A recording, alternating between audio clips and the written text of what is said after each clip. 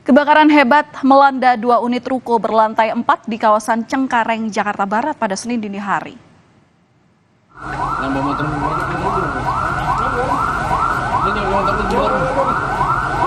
Banyaknya bahan yang mudah terbakar membuat api dengan cepat menyambar ke ruko yang berada di sebelahnya.